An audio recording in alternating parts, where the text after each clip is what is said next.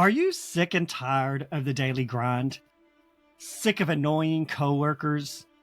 Of the drabby doldrums of the conference room? Of rude, demanding customers? Of crabby kids and slobby husbands? Of mountains of laundry and rattling of dirty dishes? If so, we want you to stop, take a deep, cleansing breath, close your eyes, and daydream with us for a little bit.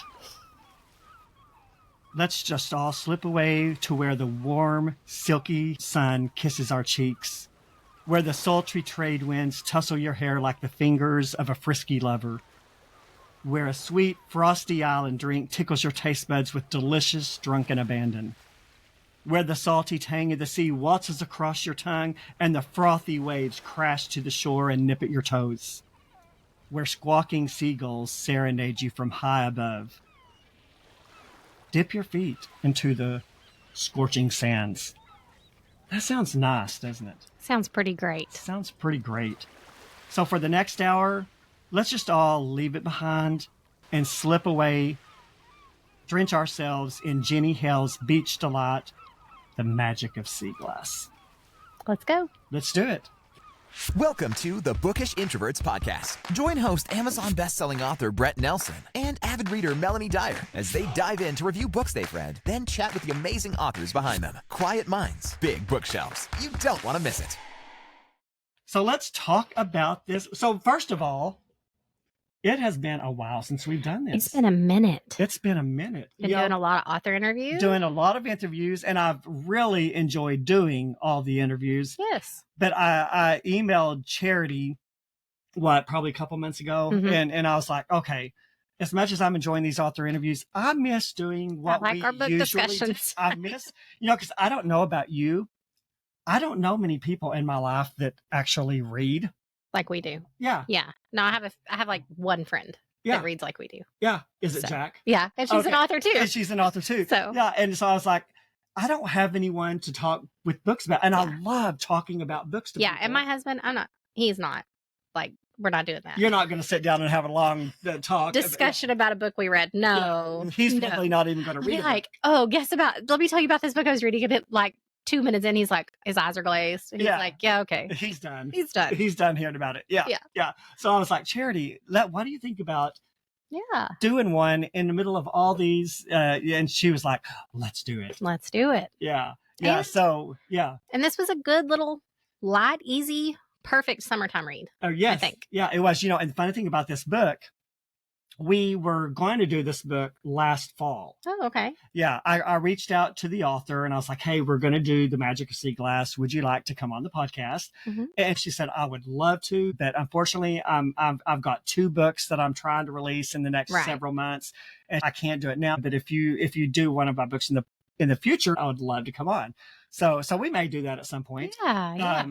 So this book was actually, I think, was supposed to be September or October of last year. Okay. But Melanie and I kind of decided to change course at the last minute because fall was coming. And so I was like, let's do some fall type reads. Yeah. I feel like this is perfect for this time of year. That's why when we started talking about this, I was like, we've got so many author reviews coming on, and I'm having to read so many books in such a short. He's a busy man. People. Yeah. And I don't want to, if I have these authors on, I want to be able to talk intelligently with them about their books. And you can't do that if you haven't read their books. Absolutely. Yeah. And Jane Kirkpatrick, she even, after the podcast and everything, she was like, it's so refreshing to do a podcast where the host has actually read the book. I cannot believe that there are podcast hosts doing these type of things that are not reading about the content they're putting out. Yeah. How do you effectively even create content? I don't know. I can't imagine.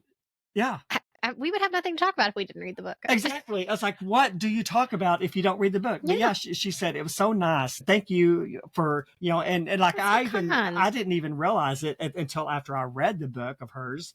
It's called Across the Crying Sands. It's actually based. You need to read that book. I will. As soon as it's coming, I'm keeping a track of all these. Yeah. It is a fantastic book. It's historical fiction. Okay. And it's based off of the life. It's actually based off of a real historical person. I love books like that. Yeah, her name is Mary Garretzi, and she was one of the first female mail carriers in the 1800s. Oh my goodness. Yeah. Oh yeah, that sounds like right up my alley. Yeah, and For sure. it was a fantastically written book. Okay. Yeah, so you I will be reading. you really that need one. to, and I think Melanie would even enjoy it too. Yeah. I even texted Melanie and I was like, you need to read this Gotta book. read this book. Yeah, That's yeah. so So cool. that's one you definitely need. And for you listeners too, if you haven't read it, you should definitely check that book out. Yeah. So anyway, so once we kind of got into 2025, we decided I want to do a couple of book discussions in the middle of all these. And so this was the first book that came to mind because I've got so many books that I'm having to try to read in such a short amount of time. Right. I really need something that's just kind of quick,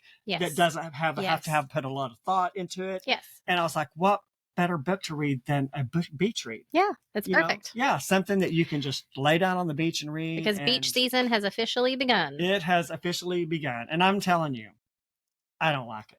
Yeah, you don't like the weather or you don't like the beach? I love the beach. I don't like the heat. Okay, see, this is such a conundrum to me that you love the beach, but you don't like the heat. I don't like the heat. Because aren't beaches by nature hot? They are. But it's a different But- heat. Well, it's easy to take the heat when you got a beach in front of you. See, I've only been, okay, now I went as a small child, and then Cody and I have gone one time as adults with my whole family when Barrett was like 3 months old. So it's been 12 years. Ah. We hated it. Really? We hated it. I don't know if it was because I had a teeny tiny, like 3-month-old baby, but I just felt like it was so hot.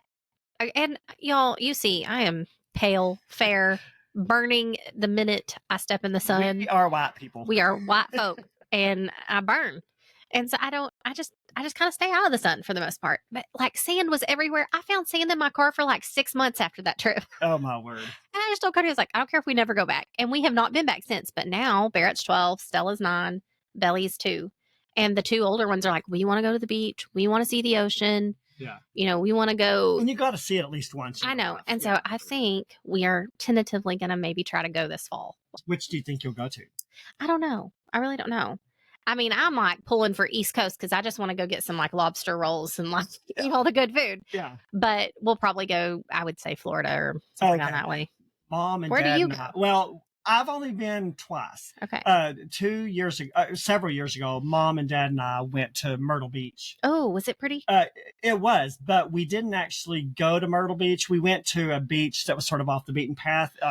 That's more my condo- speed. Yes. Well, Myrtle Beach is kind of known for the spring breaker type Oh, vibe, which yeah. is not my thing. So when we went with Mom and Dad, we went to Destin. Oh, okay. And definitely the same. Like it was so crowded. I could not get over how many people were there.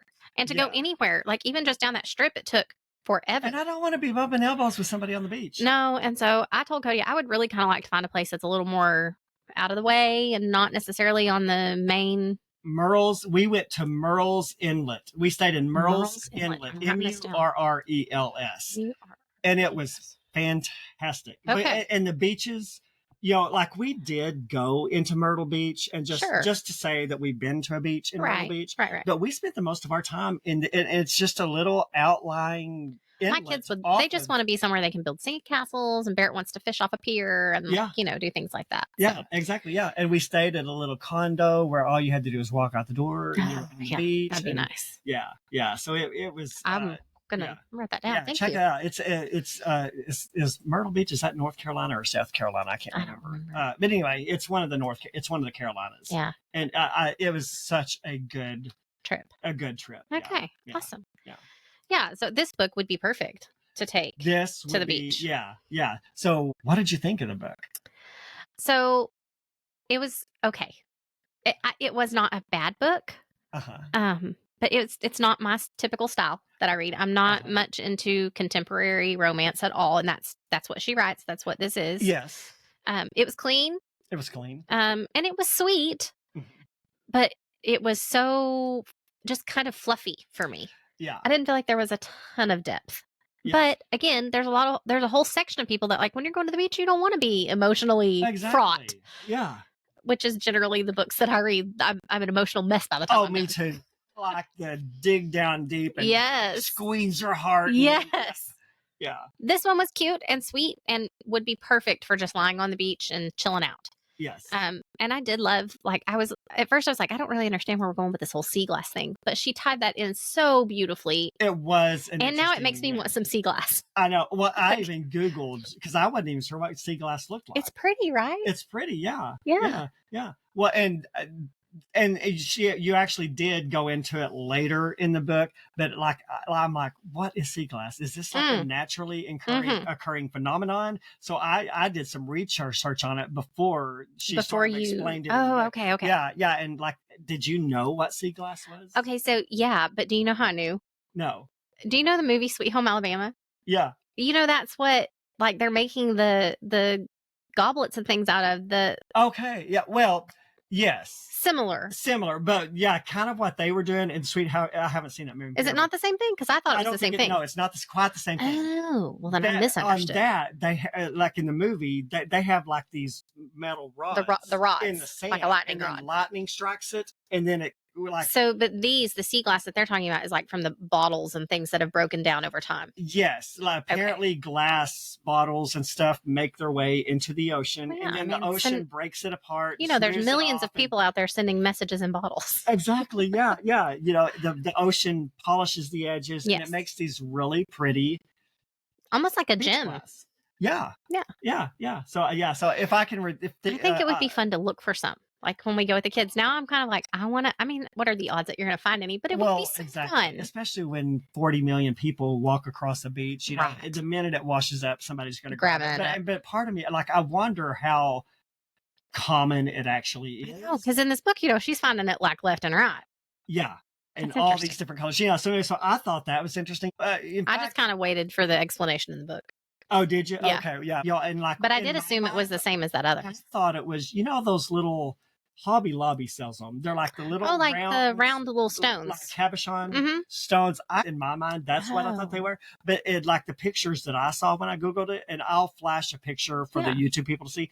It's really more flat. Yeah, it's like almost like a piece of like a stained glass is kind of what it reminds me of. Yeah, and it's really pretty. I mean, can you imagine living on the beach and having? I would love to have like a jar of bowls, That'd be so pretty. Yeah, that would. So I thought that was pretty cool to kind of learn. And basically, it's just bottles that have wound up in the ocean, and the ocean's just formed it into over time. I love that. Yeah. So what did you think of the book?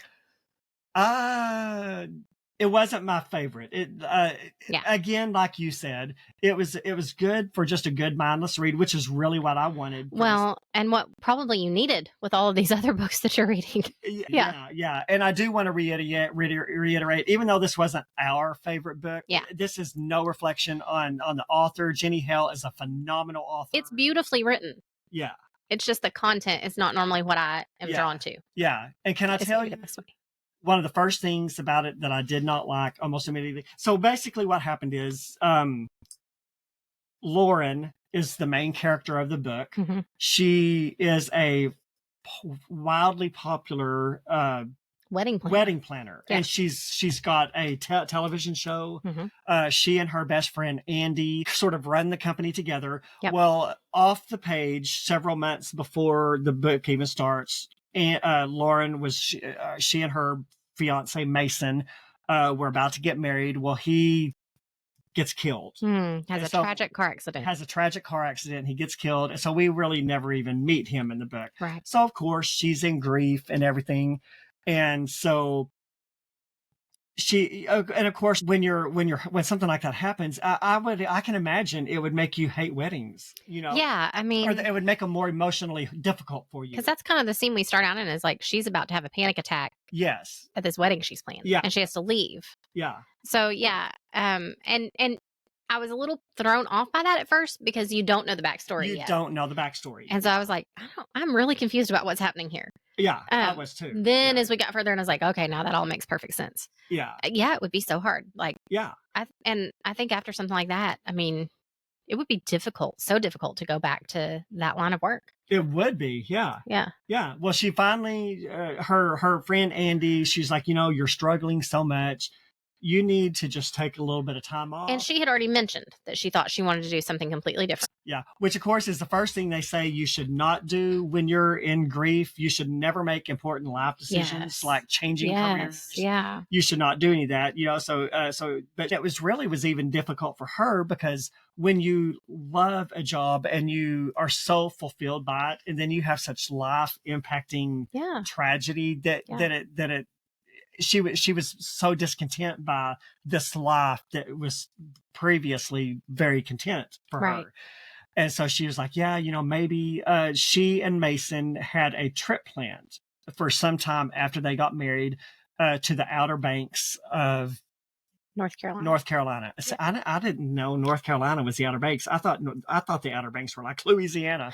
Maybe there are more than one Outer Banks out there. But anyway, so she was like, why don't you take some time off and go on the trip that you and Mason were going to take? Yeah. So trying to care for her friend. And so so for you as a married person, as a married woman, would you be able, like if something like that happened to you, would you be able to go on a vacation that you and your husband were going to take? Like, would that be emotionally hard for you as well? Like in my mind's eye, that I feel like that would be just as emotionally difficult. I mean, right away, there's no way. Yeah. And at this point, she's like a year out, right? From what I remember, yeah. So, I mean, even then, in the frame of grief, that's a pretty short amount of time. Yes. To lose, especially, someone that she thought she was going to spend her life with. So, and if I'm thinking in terms of like, if I were to lose my husband, I don't know, not right away. I mean, maybe years down the road. See, and I've thought about that a lot. Like, what would, I can't imagine my life without him. I mean, I was 16 when we met. I was 18 when we got married. Yeah. And so we have been married for 18 years. Like, I have spent more time with him now than I was without him. Yeah. As a young person. Which is just crazy to think about. Yeah. I mean, so I literally cannot imagine my life as an adult without him in it. Yeah. Because he's always been there. And so I can't even put a frame around that. Like, probably not. I mean, I would like to say maybe years down the road, but I can even think of like trying to go places if he were gone that were special to us. Yeah. It would be so hard. It would be hard. Yeah. So, I mean, it makes sense. I don't know. But I also think I could understand, like, she didn't have anything tying her there. She doesn't have any kids. Like, her parents don't live there. So, because she's from Tennessee originally. Mm-hmm. And so, like, I could see maybe just, I need something completely fresh and new. Yeah. Yeah. I mean. Although, I don't even know if I could go on vacation by myself. Like, I've never. Have you traveled by yourself at all? Well, I did travel to my friend Chrissy. We used to go to church here. She moved to California several years ago, and I did fly out to see her once. But it wasn't really like I was going on vacation by myself because I was on the plane by myself. But then once I got then you off, were there with her. I was there with her. So yeah, I've never been on a vacation by myself. I haven't ever been on a vacation alone, but I've done work trips when I was working before I stayed home, and so I've gone, for a week, and then sometimes for even like 7 to 10 days without Cody and the kids. And it was super strange at first because it's like, what do I do with myself? I have no one to take care of. It's just me. When you're a parent, I would imagine bizarre. Something is going.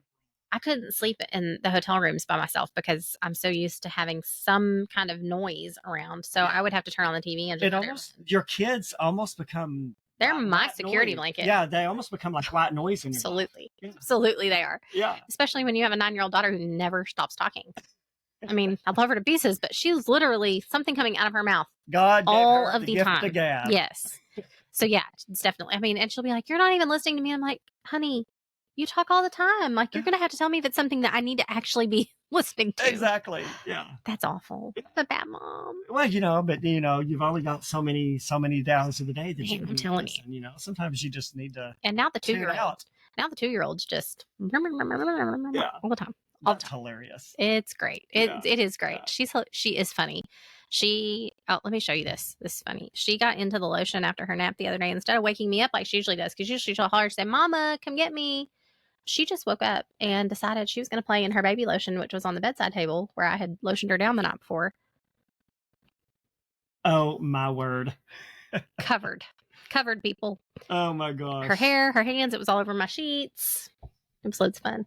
So, yeah, that's what it's like to have a toddler. And, of course, when that happens, it's never the cheap lotion. It's always Mama's expensive.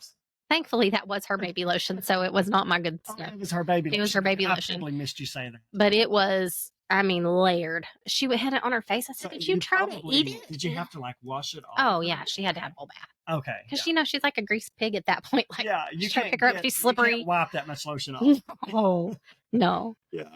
Oh my gosh, that's funny. Kids just make it interesting. They do. They make just, life so grand. Sometimes you just want to twist their little necks, but yes, they just make life so interesting. They do. They do. I miss my little Autumn, my little goddaughter. She's 16 now, so we're all like, so she's too we're not busy. cool enough for her anymore. I think it was for her 16th birthday. I tried to text her, never heard from her. So I on her birthday, I went. She's probably about 18 now. I just went on her Facebook page and was like, "Hey, sweetheart, happy birthday! Uncle Brett loves you." She called me and goes, "Could you please not leave messages like that on my Facebook? It's embarrassing." No. How can someone saying they happy birthday, I love you, be embarrassing? But then again, she's, my heart would be broken. I know, yeah. Barrett went to camp this morning. I had to drop him off this morning for church camp. And so, like, here he is hanging out with all his little friends. He's in 7th grade, or about to start 7th grade. And so he's with all of his little buddies. And of course, I get ready to leave. And I'm like, okay, bye, I love you. And give him a hug. And I like go to kiss him on the cheek. And he's like, ugh, Mom. Sorry. Yeah. And like, maybe I was just like, I don't know, insecure as a child or whatever. Cause I was not a secure child. Like I clung to my parents. Like if we went to Walmart, I was afraid to even like stay in the toy department by myself. Yeah, don't leave me. yeah. I would do it if my brother was with me. But like I could remember Mom would drop us off to school, and like right there in front of the school, in front of the doors, I'd like reach over and and we'd kiss each other. And he's too cool for that now. Yeah, he's 12 and got to be cool for the boys. Be cool. Yeah. Maybe I just wasn't cool to begin with. I didn't have any. I have never been a cool kid, and I'm okay with it. Exactly, I'm okay with it. Yeah. So anyway, so that was a tangent. That was a tangent, but sometimes tangents are fun.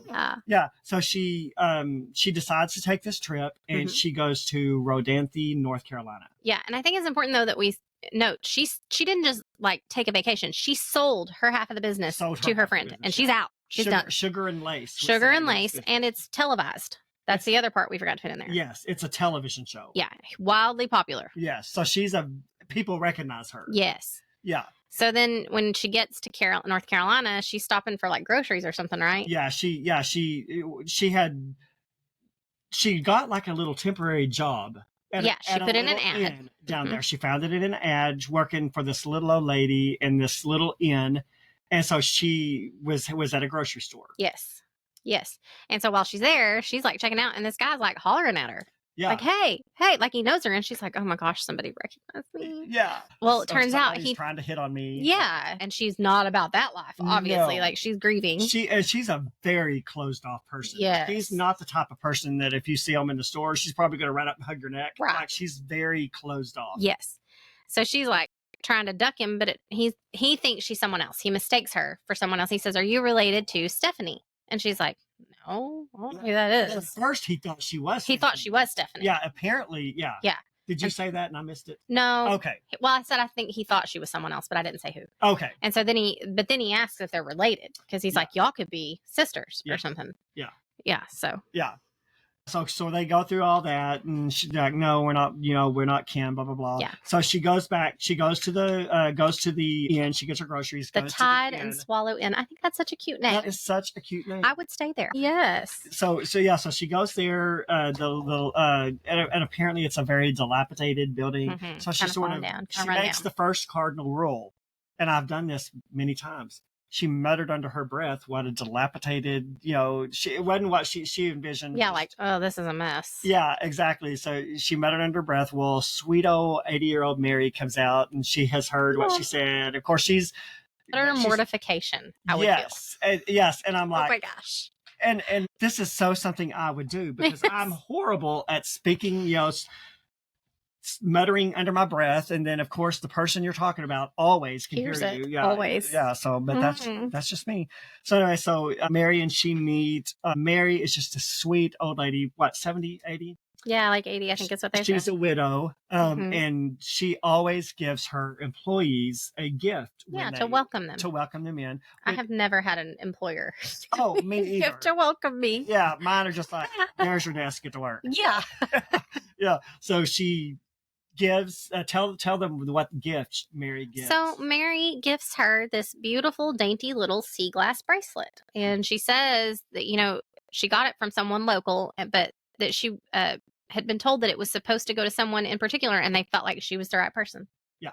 I love that part of the story. Yeah. Like, well, and it's your first tie in, because, the magic of sea glass, you're like, well, where's this going? Where does that? Yeah. Yeah. So it's to do with this beautiful, dainty sea glass bracelet. Yeah. And she admires it and enjoys it and thinks it's so nice, and immediately puts it on and wears it. Yeah. Yes. So while she's getting situated and everything, the guy from the grocery store shows back pops up. in. His name is Brady. And Brody. Brody, yeah. And in books like this, I knew immediately. The like, first they're going to woman- wind up together. the first woman you meet and the first man you meet, That's it.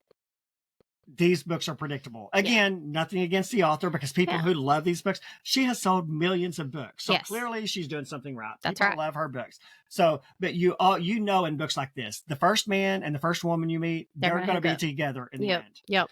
Yeah. And the thing is, he's a super likable character. He is one of He the is. more likable male characters I have read in a long time.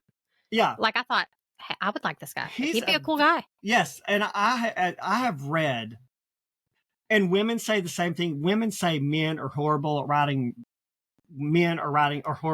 female characters. As a male, I can say women You think are women are bad? Well, a book I read several months ago, the author, it was like, dude, bro, man, I don't know any men who speak that way except my 12-year-old son. Exactly. I'm like, grown men do not talk like that. Yeah. All the time. Now, every once in a way, you may be like, yo, bro, Yeah. or Cutting something. up. But Right. men do not talk like that in every sentence. Well, especially not mature, grown men. Exactly. Right. Yeah. Yeah. So, I thought that Brody was pretty well yeah, written. and she did he was a very believable. good job of writing him as a male character. I could see him being kind of that everyman that everybody wants to be his friend. He's super cool. He's just the town kind of, everybody likes him. Yeah. He's just the cool guy. Yeah. So he walks in. And she's like, oh man, I got a stalker. Yeah. She's like, and of course, you see the man twice in one day. He must be stalking me. Yes. Because all guys are creeps. That's right. Man, and that bothers me. Yeah. It's not true. It's not true. But we do live in a world where I'm going to tell you, I'm suspicious. Man, and you make eye contact with a woman, even if you mean nothing by it, you are a creep. And I will say, that doesn't so much bother me, but I am very careful. If I'm in a store walking around, or especially if I have my kids, I'm watching to see if I meet the same person too many times. And then we're going to be getting some escort out to the car. Because I ain't taking no chances with my babies. Exactly. Yeah. Yeah. Well, and I got screamed at by a woman at the grocery store once because I held the door open for her. It was at Dillard's. What? It was at Dillard's. Yeah. You know how you are. You're walking in. It's just polite. And if somebody's just a few steps behind you. Yeah. Oh, yeah. She cussed me out. She was very offended that I'm appalled. Yeah, she was very offended. Let me apologize to you for that woman. I'm sorry that happened to you. That is so sad. I may or may not have had a few words to say to her. Well, but yeah. That's crazy. Yeah, it's just, and I know not all women are like that. I very rarely, I mean, if somebody's a few steps behind, I don't care if it's a man or woman. It's just courtesy. I'll hold the door open. It's just common courtesy. Yeah. Yeah. And very rarely has that ever happened. Most women and even men, they're like, oh, thanks, Yeah. So, but anyway, yeah. So of course she thought he was stalking her. Yes. So anyway, turns out he's just there working on the end for Mary, helping her out. Because apparently this is a super close-knit community, and that Mary has been kind of instrumental in his life and been like a grandmother to him. Yes. In many ways. So here's the first point in the book where I did not like it. Mm-hmm. So we got through with this little scene, and it bounces to 1957. Yeah, and I could not figure out who are these people? Yes, and I am not a fan of dual timeline books, even though I did write one. One of my sixth book was a dual timeline. Was it hard for you to write it?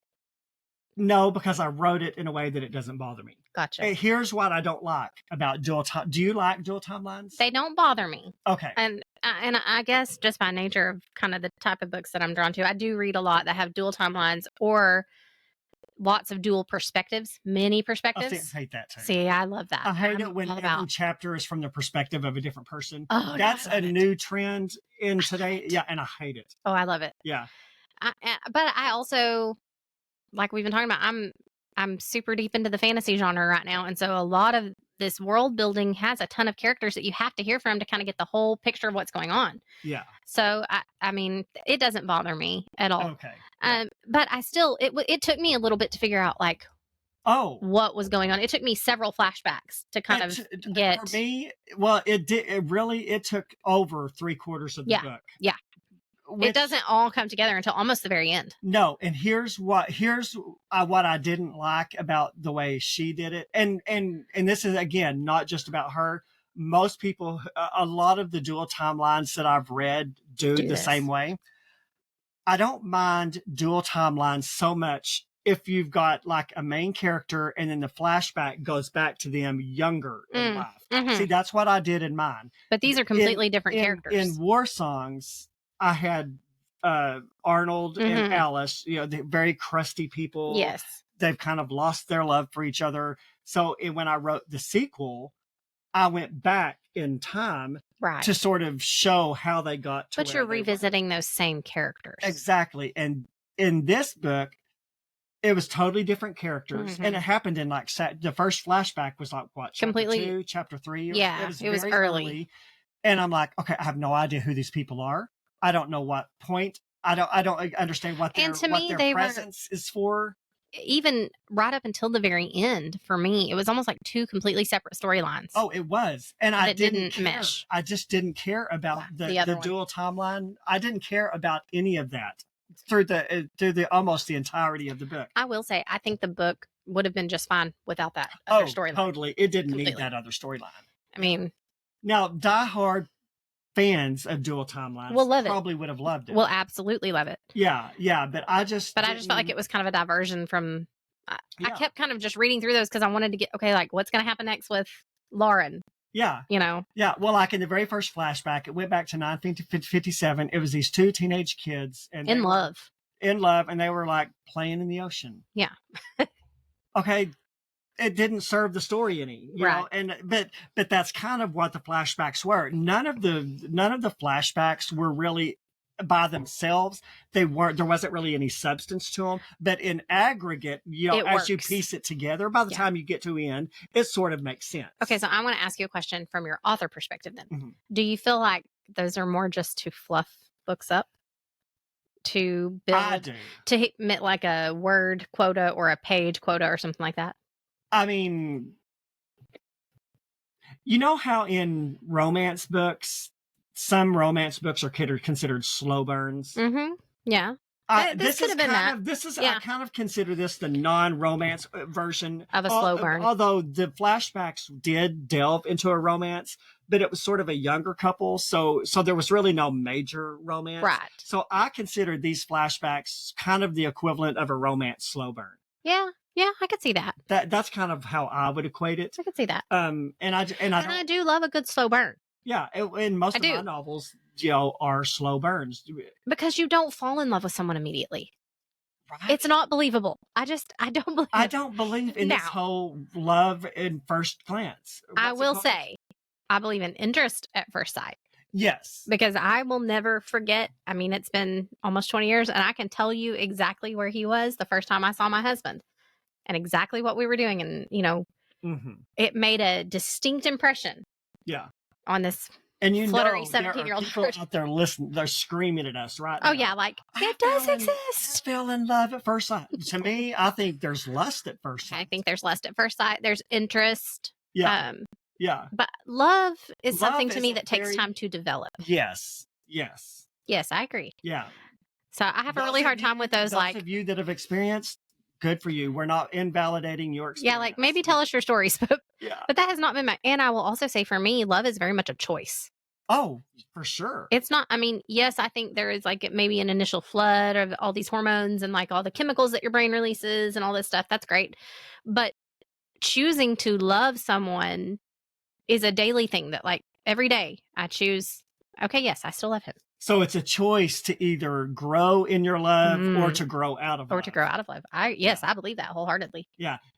Do you think people can like, I'm reading a book now, and we'll be talking to the author with it soon, so I'm not going to tell who or what the book is because I don't want to give too much away on the book. But I'm reading a book now where the lady, this man and woman kind of end up together, and she doesn't really like him, but I'm just going to leave it at that. Yeah, she doesn't really like him, but she's with him for a very like specific a marriage reason. of convenience type thing. Kind of, yeah, sort of, yeah, kind of, yeah, okay. Yeah. And so, like, do you think a man and a woman that have no feelings for each other can learn to love each other? Yeah, I do. You do? I do. I believe. Yeah. If both parties are willing. But yes, it has to. It's a choice that both parties, I think, have to make. Yeah. You know, I jokingly said to Cody last Sunday we were eating dinner, and it was just us. We didn't have the kids with us for like once, and he was being real. He's busting his hind end so that we can go on vacation next week. Yeah. So he's been pulling a lot of hours, working his little hiney off, and I'm so appreciative of him for that. Yeah. But he was tired. And so he wasn't just like super engaging in the conversation or anything. And across the table, I just kind of jokingly was like, do you hate me? And he's like, he just died laughing. And he's like, no, I could never hate you. I was like, I know I get on your nerves because I'm just over here blabbermouth. And he's like, it's okay, honey. You've been with the kids all day and you haven't seen an adult except for me. So it's fine. Just talk. Yeah. But he told me later, he's like, you know, I could never not love you. And he goes, even though sometimes I have to be like, no, I choose again to love you. And I was like, yeah, no, I get that because even though I believe the Lord meant for us to meet and to start a family and to be together, we still have times where I'm like, you're getting on my nerves today, bro. And so I have to choose that. Keep a wide berth. Yeah, like just give me some space. Sometimes he needs his space and that's okay. But I think two people, even if you were together just out of purely convenience or some situation, if they chose to and their hearts were open, I think they could learn to love each other. Yeah. Even if there are no like butterflies at first. Yeah, because I can understand it's a choice, like if we fell in love at one point and then it's a choice to stay in love or to fall out of love. I think that feelings could develop, but I mean, would they? And I think you have to think about the different types of love because there's not just romantic love. Go into that a little bit. Yeah. I mean, you've got, I love you. You're my brother in Christ. You're my friend. I care for you. But it's a very different type of love than I feel for my husband. It's not the romantic love. Right. Yeah. I love my children. Obviously not a romantic love. Yeah. And the love that I feel for like family members. So I think it's important that people realize like there are different types of love. And there are names for all these different, like agape. I can't remember. It's like the unconditional, all-encompassing love that like God the Father and Christ offers. Yes. Yeah. I mean, that's the kind of love that causes Christ to lay his life down. I think isn't Eros the love? It's like romantic love. For romantic love. Mm-hmm. Yeah. I can't remember the names of all the loves, but if you've never done a study on all the different types very of love, interesting. Like from the biblical aspect and I think, of it. Is it like philia or something for family? Is that right? Something like that. Yeah. It sounds familiar. Yeah. I know this is a secular book for you. I don't know if we mentioned that. Clean, secular, contemporary romance. Yeah. But if you are a Christian listener and haven't studied the different loves, you ought to study. Very interesting. It's very interesting. Yes. Yeah. So I think that's something you have to consider too. While they may not, I don't know if romantic love is something. I don't know about that. I mean, obviously, I only have like the one experience. I'm married for almost 20 years, and it's my husband, right? So, and with Cody, I mean, I've always been in love with him. So I don't know. That's an interesting. Yeah. What do you guys think? I would be curious to hear your thoughts. Yeah. If anybody wants to comment on especially on YouTube. Do you think romantic love can develop I think there has to be mutual affection. Yeah, maybe is what I'm trying to say. Email us. We're at bookishintrovertspodcast@gmail.com. If you want to email, we would love to hear what you think about this topic. Yeah. I think if there was mutual affection, yes. I'm going to say yes, it could grow. Okay. If there's no mutual affection, you might just tolerate each other. I don't know. Yeah. Yeah. do your own things. Which, you know, there are like whole marriages of people that like live in separate houses and like, can you imagine? I can't imagine. Imagine. Yeah, I can't imagine. Well, and then there's also, I watched I'm a big YouTube person, but I don't watch reels like the little bitty short ones. I like long content that actually has some substance to it. Yeah.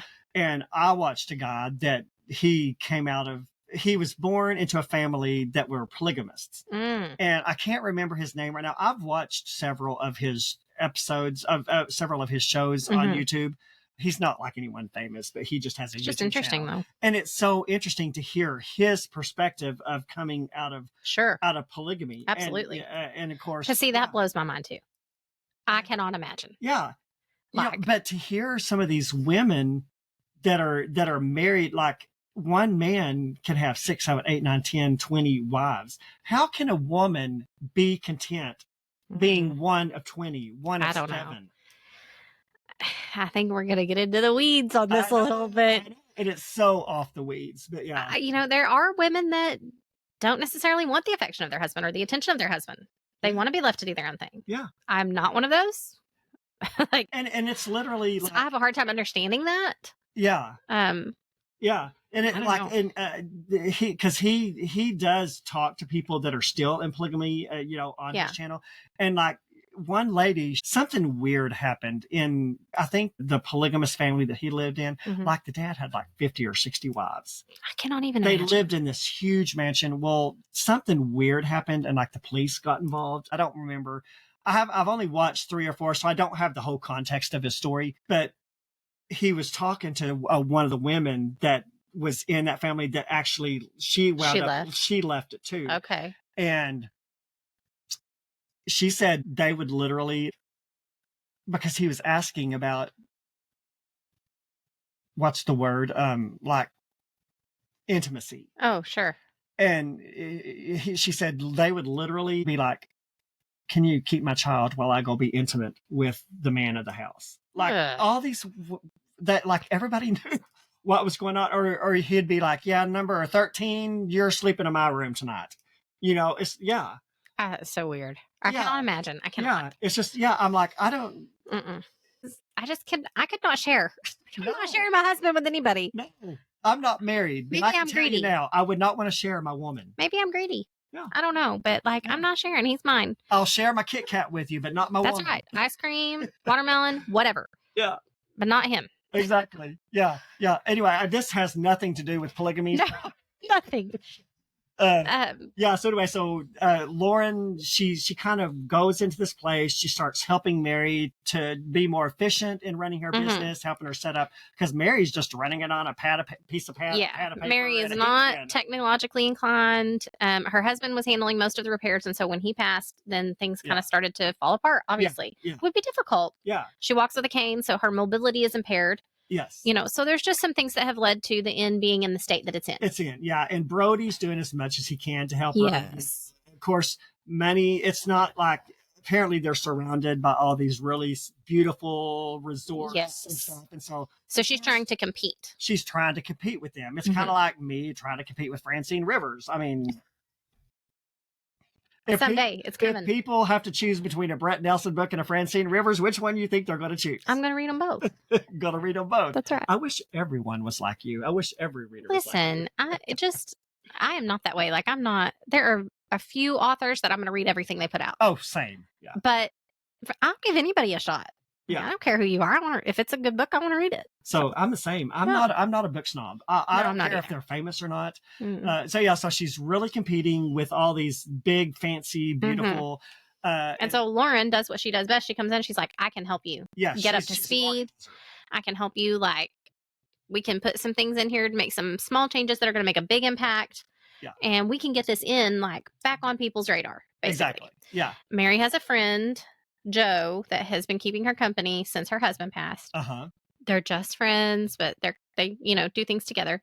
And then we find also that Brody's mother, Melinda, is Mary's best friend.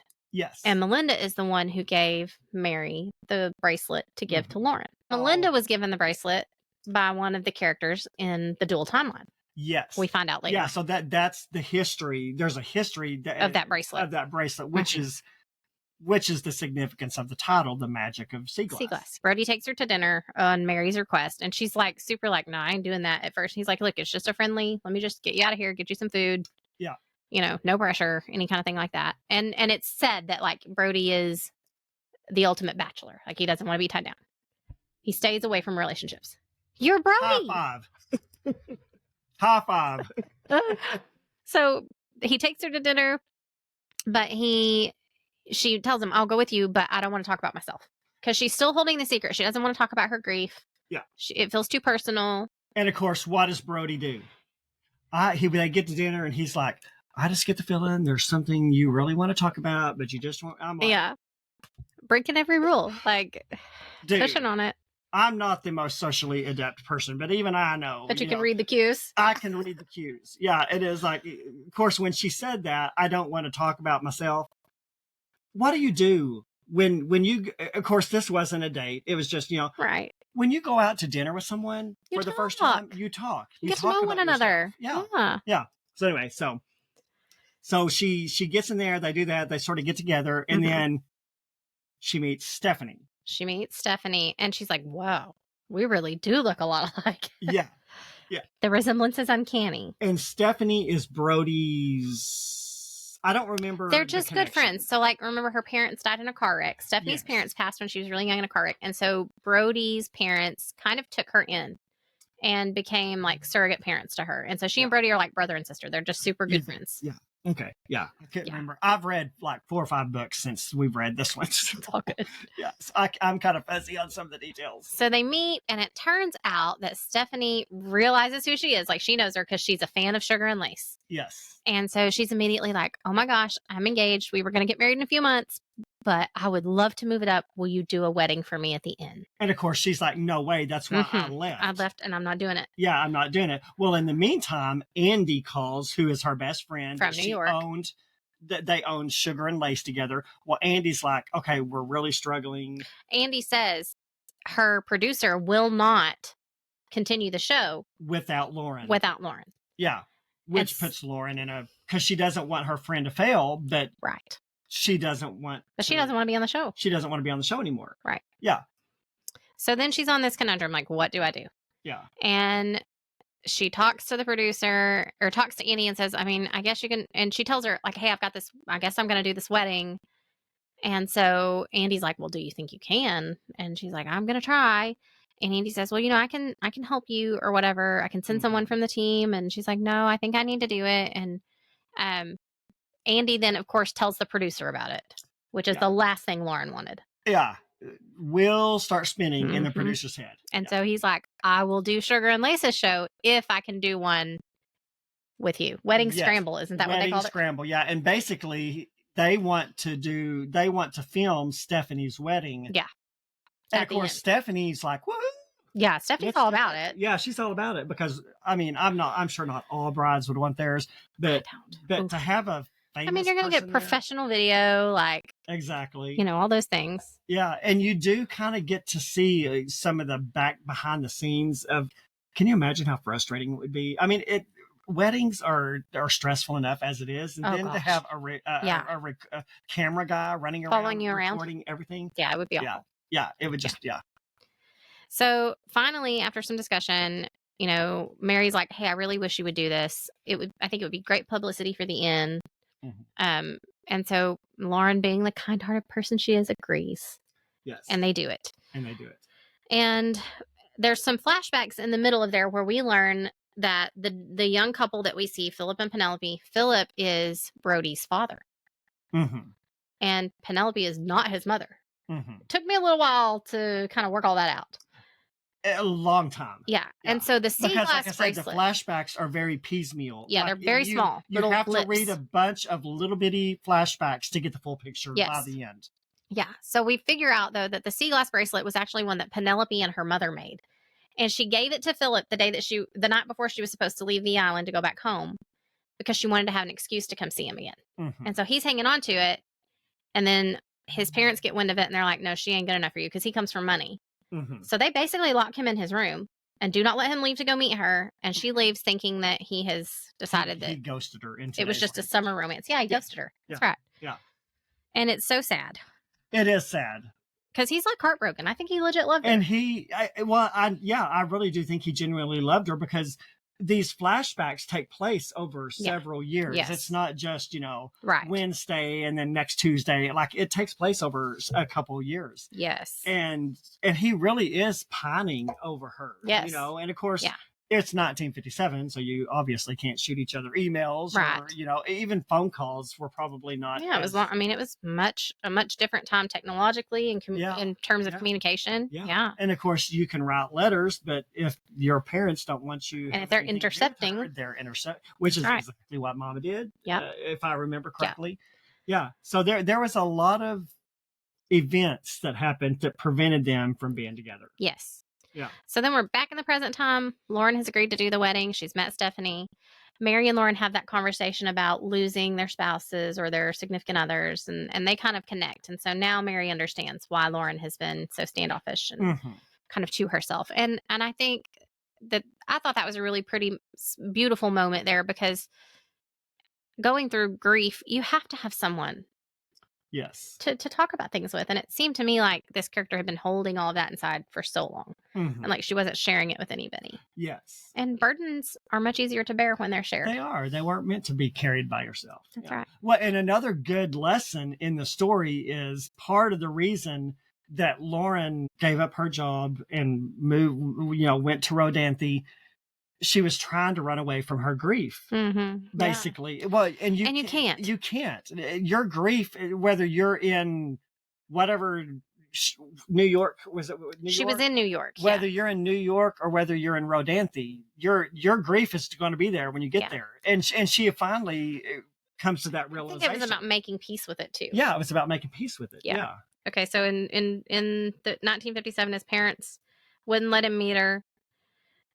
We go back to the present, and Lauren and Stephanie go visit Brody at his cabin, and I hang out that night, remember? Yes. To talk about wedding details. He was in charge of all the tuxes for the men and all this stuff. Yeah. They go and visit, and while they're there, they just have a good time. Brody cooks supper, and they all hang out, and they get to have a discussion, and Brody tells her that the reason he doesn't want to get involved with someone is because he comes from a line of failed marriages. His grandparents were divorced. Yes. His parents were divorced recently, or not divorced, but his dad left. They were separated. His dad left, And so he's like, I'm not doing that to anybody. Yeah, I think a lot of people have that attitude. Yeah. I mean, you see the things that go wrong. I come from divorced parents. My husband came from a divorced parents household. And that was one of the conversations. We were super young when we got married, 18 and 20. I don't necessarily recommend that for all people. It worked for us. It works for you. But we had a whole lot of discussion, even at those young ages, leading up to our wedding. And even the day of our wedding, I will never forget it. We got married at their house. And my dad put us in his study and was like, y'all go in here. You got a few minutes and make sure that this is what you want. Because if you guys ever get, his exact words were, if you ever get a divorce, I will never marry either of you again. My dad's a pastor. And so he did our wedding. And he's like, I will never marry either of you again. Yeah. And so we were like, okay. And so we stepped in there and we'd had that conversation, but I said, are you sure? And he's like, listen, divorce is not an option. So that's been our thing from day one. We never say that word. It's never an option. It doesn't matter how bad things get. We can work through it. Yeah. And I think that's part of the problem in today's society, because statistically they say 60% of marriages will end in divorce. Even in Christian households, 50%. It's 50%. Yeah. So it's that is not so much sad better to me. than the secular world. But people today approach marriage, and I'm saying this as a single person, I've never been married. But I think you're right. People approach marriage as a disposable. Yes. Well, if it doesn't work out, we can get a new one. Yeah. And that is not at all how marriage was intended to be. No. Marriage is a reflection of the covenant relationship that we share with Christ, and so that's how it's intended to be. And if you look up the word covenant, it's much deeper than just a relationship or an agreement. Yeah. It is a promise. It is like, yes, through thick and thin, literally until you die. Yeah. You are there for one another. Yeah. Of course, you got the whole, we live in a fallen world. And, I understand that. And things happen. Yeah. And again, we're not throwing any stones that anyone's Listen, my parents splitting up needed to happen. Yeah. And it was probably the best thing. Yeah. Well, and there are some situations where it probably is for the best. Yeah. But, staying together for the kids is not always. But not every little infraction is a divorce-worthy infraction. Exactly. And I think that's where you have to pick your battles, know what's worth fighting for. Yeah. Know which things you can let slide. And again, I think jumping into marriage is probably a lot of the reason why there are so many divorces. Because instead of love at first sight, it's lust at first sight. Yes. And we're going off of hormones or off of emotions. Yeah. You can't make decisions based on emotion. Well, and guess what? You cannot base a marriage off of the marriage bed, because No. that is only going to get you so far. Yeah. Yeah. Yeah. It's vastly important part of marriage. I agree. But embers fade, right? And like Exactly. fires do not always rage and burn super hot. And that's okay. Yeah. And early in my marriage, I kind of struggled with that. And I remember having a conversation with a trusted lady in the church that was kind of a mentor to me. She, was a little bit older, well, quite a bit older than me.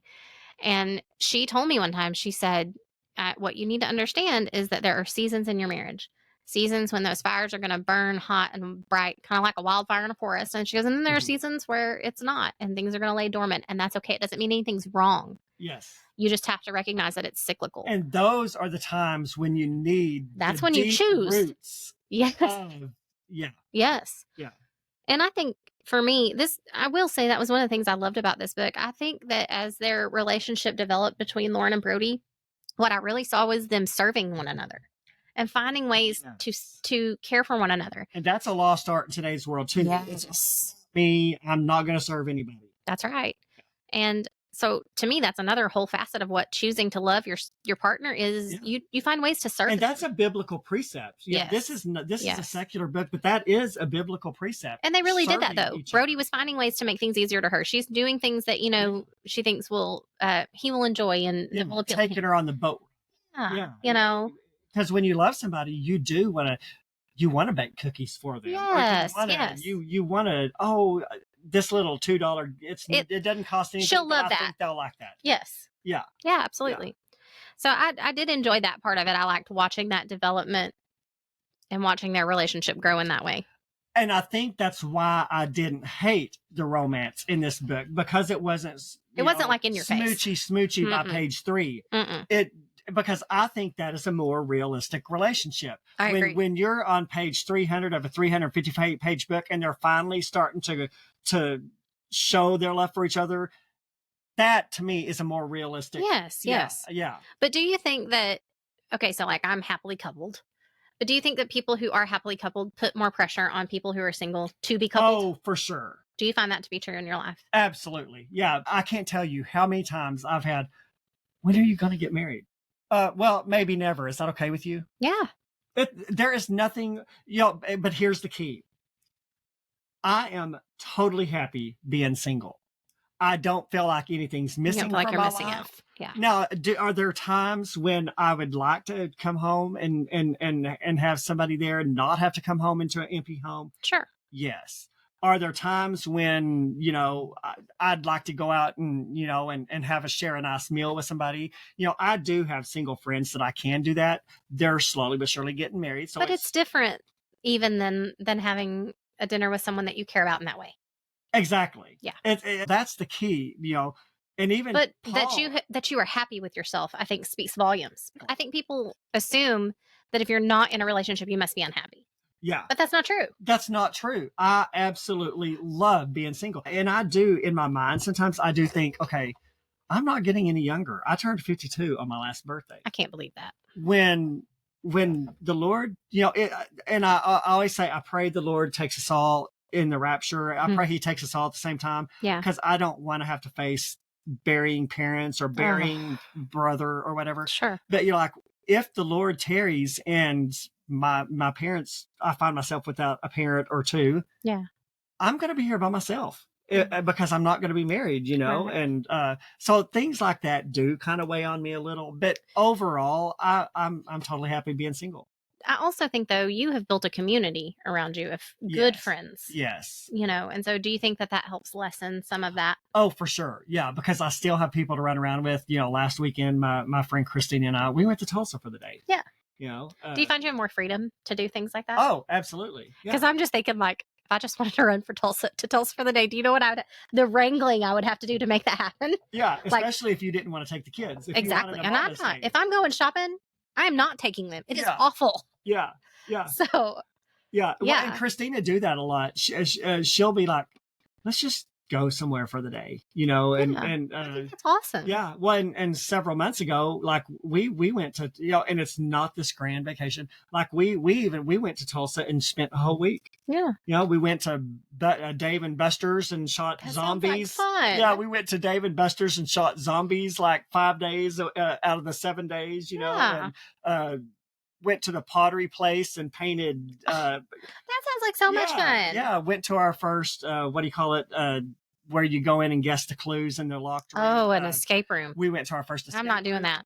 I do have people that I can do things with. Yeah. So that's why my life doesn't feel empty, because Right. it's not. It's not empty. Yeah. I love that. I Yeah. think that's good. That was another tangent. I hope you guys enjoyed it. So, yes, but it was a good one. And it's valid to the book because It's they valid do to start pressuring him and he's like, I'm good.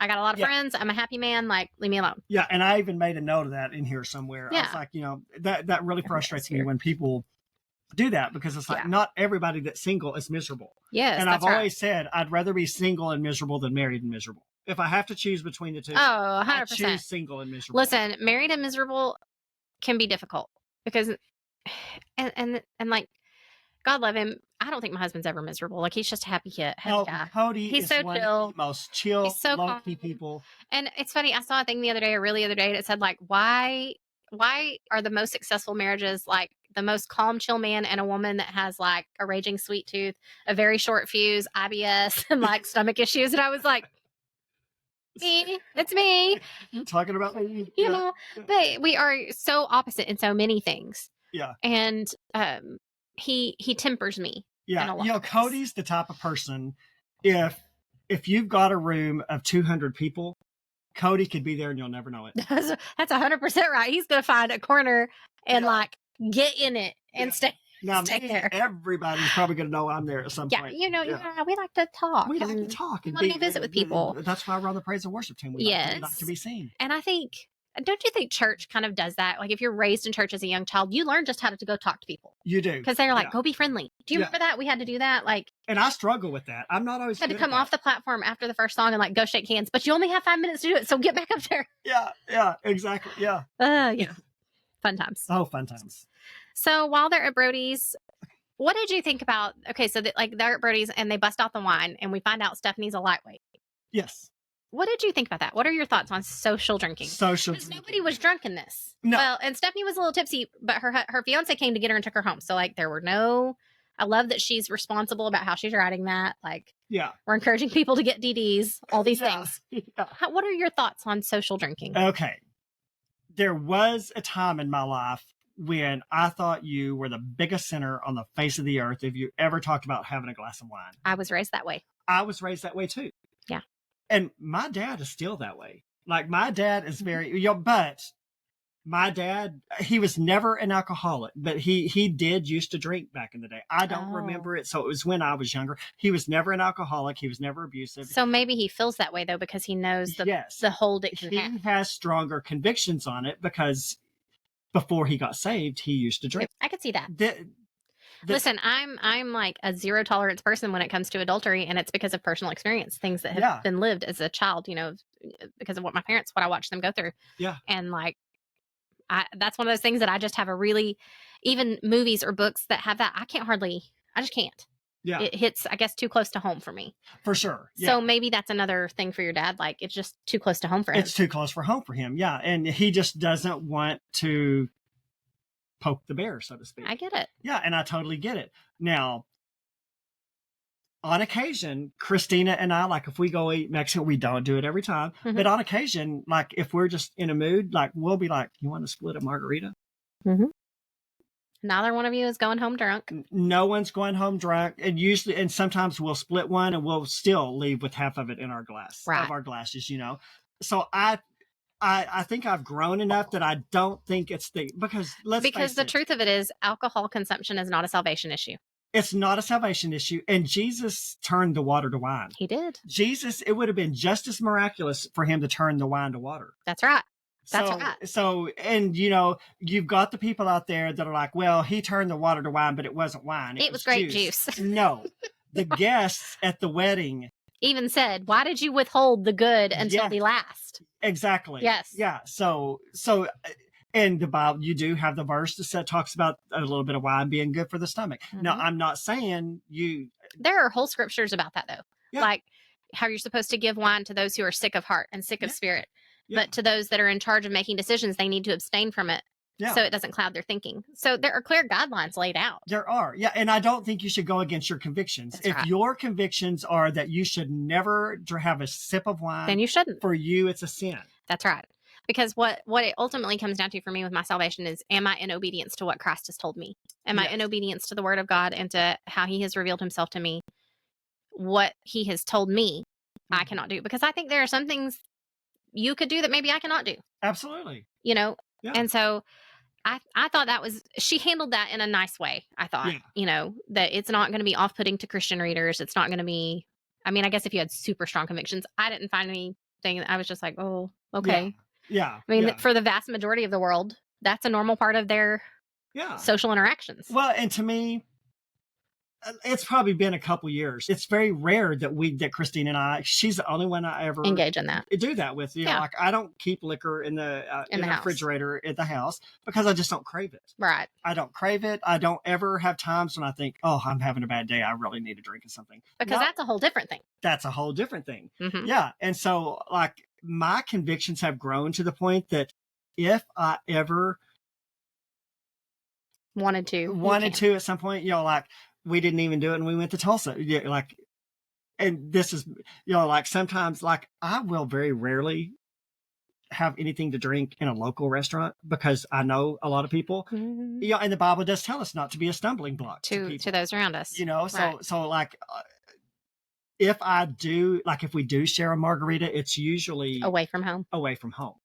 Yeah. So maybe that's a clue that you shouldn't be doing it, but I just don't feel a strong conviction. Like as long as you're not abusing it, as long as you're not getting drunk, I just don't think there's wrong with an occasional social drink. I think there are so many things that are that way. Yeah. Especially like in our region, gambling is a big deal. That's another one of those things that I was raised to believe it is completely sinful. I don't see anything inherently sinful about going to the casino. Yeah. Not that we do. No. Yeah. But we have family that do. On Cody's side. And so, I'm like, they're not. As long as you're paying they're not going straight to the pit of hell. Yeah. Exactly. I think where you have to watch is like, if you are a person with an addictive personality who does not know how to stop, then that's a whole different thing. You should stay away. Yeah. But like Cody's Nana and Papa, they take $20 and go play. And when they're out and they leave. And it's entertainment. And that's healthy entertainment. I mean, to me, it is no different than paying $20 for a concert ticket or $20 for a movie theater. Listen. I spent $1,100 to go see Celine Dion in concert. Okay, I have to ask. I love Celine. I know. Was it worth it? Okay. Because she's kind of gone off the rails a little bit. She's got a phenomenal voice, and she's amazing. Yeah, so in that aspect, it was worth it. Now, in the grand scheme, nobody's worth $1,100 for 2 hours. To see them for 2 hours. Right. So in the grand scheme, it wasn't. Do you regret it? No. Okay, then it's worth it. Yeah. How you choose to spend your money, as long as your bills are paid and your family and your immediate needs are taken care of. Exactly. Yeah. Then I think it's nobody's business. I've since stuck eating ramen noodles and peanut butter for the next 6 months. Exactly. Because and Christine and I went. You saved up and you did it the right way. I did it the right way. Yeah. I didn't go into debt to do it. I think that's where people... I think sometimes they conflate like moral and immoral with things that it doesn't really even pertain to. Yeah. Events and things like that are amoral. Yes. But I think what state we are in and how we get there maybe is what makes something good or bad. Yeah. Does that make sense? Do I sound like a total loon? No, not at all. Like it sounds crazy. But there was a time younger in my life when my convictions were that you're a sinner if you listen to anything other than gospel music. Mm-hmm. I was born like. Listen, I'm telling you, I was so judgmental. Me too. Like, and that's something I told Cody just even the other day. We were talking about this in the car. I said I was so judgmental.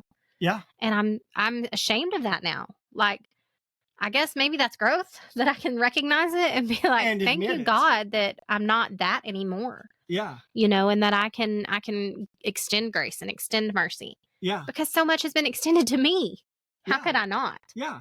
Yeah. Yeah. God doesn't expect us to sit down here and pretend to be perfect little angels. No. You And know? no one is. And if somebody is, you run. You run from that person because they're lying. Yeah, exactly. And like I've gotten to where I really love 80s music. I love 80s rock. 80s music was some of the best music that was ever made. I enjoy some of the 70s too. 60s is not my jam. Yeah. I like 70s, 80s, 90s, some of the early aughts. Like me some of the Bee Gees. I love the Bee Gees. The Bee Gees, yeah. The Bee Gees, we played them at our wedding. Did you really? Yeah. How deep is your love? No,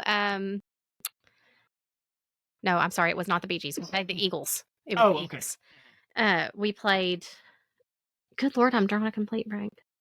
Love Will Keep Us Alive. Oh, okay. That's a good one. Yeah. I love that song. Yeah. Yeah. And now I'm like, that's so stupid. Love ain't keeping nobody alive. But okay. Exactly. Yeah. I have a Facebook friend that's a pastor. We're only Facebook friends. We're only friends on Facebook. We're not like he lives in another state, so we've never met or anything. Yeah. And he's a pastor, and he posted something several months ago, and he said, if you listen to anything but Southern gospel music, if you go to movies, he had this whole list of stuff. You are I was like, well, I guess I'm a carnal Christian because getting all caught up in legalism, aren't they? Exactly. It's like, I don't think there's anything wrong. No, I still enjoy my Southern gospel music. I still listen to it. But sometimes I just like to turn on the radio and I love to listen to Celine Dion. I love to listen to early Mariah Carey, Whitney Houston. Yeah. 80s music. I love it. Yeah. So good. Yeah. Do you like Fleetwood Mac? Yeah. I love Fleetwood Mac. I mean, I don't have CDs of theirs. Good. I enjoy it. No, I don't either. That I have heard. Yeah, I enjoy it. Yeah. Leather and Lace is one by Stevie Nicks and Don Henley from the Eagles. They collabed on that one. It's one of my all-time favorite songs. It's so pretty. Yeah. You'll have to listen to it. It's a good little duet. I probably heard it. You probably have. Yeah. I always joke and say, back when I was young, 80s music was like the hip thing. It was the in thing. Yeah. And I never listened to it. So I'm discovering the music from my youth. I knew. Hey, listen, they have the best music. And it's funny because like my kids, we don't listen to much contemporary. We listen to a lot of obviously worship and Christian music. Yeah. Which I will say, there are some Christian artists putting some music out right now that is like awesome. Forrest Frank, Josiah Queen. It is so jammy. It is so fun. My kids love it. It gets in your head. It's easy to sing along to. And so I'm thankful for that, that there's stuff out there that they want to listen to. Mm-hmm. But like the other day, we flipped through the radio stations. We hardly ever turn on the radio because who needs the radio when you have Spotify? Exactly. Or Apple Music or whatever it is you listen to. Yeah. But we did turn the radio on and they were like, why are there commercials on the radio? It's like, how do you think they pay for it? They got to pay for their, Yeah. They were appalled. And we were flipping through like a country station and it was terrible. Like none of what came on was good. It modern was country. Awful. Yeah, modern country is awful. 90s country is the best. It's 80s rock, 90s country. I love, so like Stella, I have gotten her hooked on Trisha Yearwood and like X's and O's and she's in love with the boy. And yes. Yeah. So she was out on the porch yesterday. She was cleaning the porch, doing her chores. And she takes her Alexa out there and plugs it in outside. And I could hear her rock it out to like Trisha Yearwood and then John Michael Montgomery come on. And I was like, oh, I have raised these babies right. Yes. Well, and the funny thing in listening to like 80s rock and 90s country, it's very tame. Oh, yeah. Compared to 100%. Today's music. You can't listen to today's music. No. Have you read lyrics from some of these popular songs? Yes. It's disgusting. It's disgusting. It's depraved. It is. It's 100% absolutely depraved. I don't want my kids listening. I don't want to listen to 80s and 90s country. It's pickup trucks. And, and there's nothing morally wrong. Fishing in the dark. Like, yeah. Yeah. I'm like, what's to hate? Yeah. I know. And maybe there was some that was bad, but it wasn't that stuff though. No. Listen, I don't think music has ever been at the level of depravity that it is now. Oh, most movies, I know I sound like a carnal Christian. We don't go to the movies. No. Well, and there are movies. I mostly stream movies now. That's it. That's what I was going to say. We don't go to the movies because we can just watch it at home. You can just watch it at home. And I cannot tell you how many recent movies, that I've abandoned because I'm not going to listen to F this. No, me either. Super popular TV shows that are out right now that I just will not watch because I can't handle all of that in my ears. Yeah. Like I can't do it. Yeah. So I do. Is that because of how we were raised? I think so. Yeah. I just can't stand it. Like there's no call for that. Exactly. There is no reason for that. Yeah. And you know what? I am so grateful Oh, that yes. God gave me the kind of parents that gave me Absolutely. the type To of protect that. morality that I have. Yes, yes. You know, I'm not a perfect Christian, you know, No. because like I said, every once in a while, you know, every 2 years, I'll split a margarita with Christina, but I don't think that makes me a bad Christian because I don't get drunk. No, I don't think it does. You know, so what do you think about it? Or are you morally opposed to it? No, I'm not. I mean, my dad will probably roll over if he hears that. It's not something we engage in. We're going to put a banner on Facebook that Do says, not listen to this. Pastor dad. Sean, plug your ears. Yeah. No, it's not something we engage in because for us, it's never been something we had to do to have fun. Like, Exactly. we can have a good time with a glass of sweet tea or glass of water, whatever. Mhm. The hardest it ever gets in our house is like, you know, fully leaded, caffeinated Dr. Pepper. Yeah. That's what my kids love. You Exactly. know? And so Yeah. that's not something that we feel the need to engage in. Mhm. But we have, you know, we know people that do.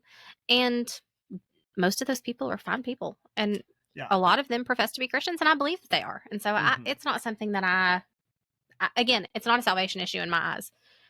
So, Unless you're doing it wrong. unless Yeah. you're doing it wrong. Yeah. But like responsibly having a glass of wine here and there, I don't think is going to send you straight to hell. I always go back to Jesus. And that's not turning how I the was water raised. to wine. Yeah, well, me either. So Yeah, it has taken me a long time to kind of work my way through that. Yeah.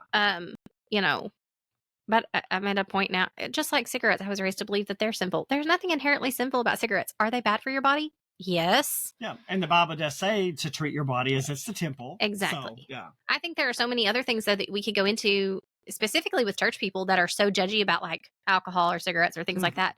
Okay, well then let's talk about the church potlucks where everybody eats until they can't waddle out the door. Exactly. Because gluttony is also a sin. It is. Yeah. So like I struggle. Well, I think there's such a double standard. and let's just say judgmentalism is a sin Mm-hmm. because nobody's a judge except Christ. Except Christ. Except That's right. God. Yeah. I think it can get muddy and murky. And so for us, we choose not to because we, like you said, we don't want to cause anyone else to stumble. It's not something we feel like we require. Why? Why would we do that? Yeah. It's just like. Also, it's super expensive. Super expensive. I'd rather just have my $3 glass of sweet tea that I get unlimited refills on. Exactly. You know what I'm saying? Yeah. So, I mean. To me, if me having half of a margarita once every 2 years is the worst thing I ever do in life, I think you're pretty safe. I'm doing better than most people. I think so. 100%. Yeah. Yeah. Okay. So there was our tangent on that. Yeah. Back to our book. So then we jump forward in our flashback 2 years to the summer of 1959, and we discovered that Penelope has decided to go ahead and just marry her childhood best friend, Joseph Barnes. Yes. And Joseph's like, why now? Like, why? Because apparently he'd asked her several times, and she'd always been like, mm-mm. And she said no. And she says to him, I just figured I needed to take the next step, leave my childish ways behind, and become a woman. You deserve that. Mm-hmm. Well, that's not the answer he wanted. No, not at all. What did he want to hear? Yeah. He wanted to hear that because I love you and I can't live without you. That's what everybody wants to hear. Right. And she assures him that she loves it. She actually says to him, I thought you already knew that. And I think she did genuinely love him. Because, I mean, it sounds like they've been close for a long time. So there's probably some love born of that. Yeah. But you definitely Philip don't feel the is same. in the background. That's right. It was not the same kind of love like that. Yes. Whoosh that she felt with Philip. And there's an unresolved. You get the feeling that she's settling. Yes. And so then at the very end of that flashback, we learn that at home on her bed is a newspaper clipping saying that he had agreed to marry an heiress. Mm-hmm. And so that's why she's like, well, if he's going to move on, I'm going to move on. Exactly. And so that's what happens. And this is the point in the story when the flashback started getting a little bit more interesting because you were starting to get a little bit more of an idea. We're starting to understand it. Yeah. So, yeah. So that was good. And I kind of felt bad for Joseph because I get it. Like, I want you to love me, you know. But at the same time, I think a lot of marriages, especially back then, were kind of just based on convenience and a mutual understanding of like, we're going to work towards growing a family and building a life together. Mm-hmm. My grandparents don't talk about like being madly in love. I know they love each other, but they've been married for like almost 60 years. And so for them, it was very much like they chose to build a life together, you know, and I think that that's kind of what Penelope is deciding to do. Yeah. We get back to the present time. And Stephanie has agreed to do the wedding scramble. Mhm. And And Lauren, basically, wedding scramble is like weddings just thrown together in at the like 2 last weeks, minute. for like 10 days or something And crazy. in bride talk, 2 weeks is a short amount. Can you imagine? I mean, our wedding wasn't anything fancy, but I still took me a few months to plan it all out. Just plan it all out. Yeah. So Lauren starts to kind of struggle then, I notice, with she's having some conflict within herself. Mm-hmm. She starts to feel something for Brody. She acknowledges that. And I thought, I kind of expected her to not, but she did. She did. She acknowledges, I kind of like him, and thinks that she might want to try to pursue something, but at the same time, she feels guilty for thinking about that, in light of Mason's death and all of these things. And that in her mind, even though they hadn't said their wedding vows, she had agreed to marry him, and so it was as good as a vow. Yeah. Do you think that that was a reasonable way for her to be thinking? To thinking about how she was so conflicted. Is that a reasonable conflict? I think it was. To me, it felt a little heavy-handed Forced at times. Yeah. Because, and again, I've never lost somebody that I was fixing to marry. But, I mean, how long? I mean, for me, I was thinking, okay, it's been a year. Shouldn't you be getting a little over it? At least a little bit? I kind of felt that too. Maybe she intentionally kept herself there for longer than she needed to. But again, I've never gone through that. But it's hard for me to judge. I've never gone through because that. I've never been through that. So maybe, maybe it does take. And, I do know some people that have lost spouses that never remarried. And, that in speaking with them have said that was my one great love. Yeah. And so maybe you do love somebody that much. Yeah. I have even said that recently. If something happens to Cody, I cannot imagine. Well, see, and I can understand it if you're 70 or 80 and you've spent 50 years with that person. Someone. Yeah. But they hadn't even been married, technically. She was still young. They hadn't even married. And another thing that kind of I was going to ask you about from your wifely perspective, Lauren was constantly worried that, especially when it got to the point where she started admitting the fact that she may have feelings for Brody, she felt guilty about it because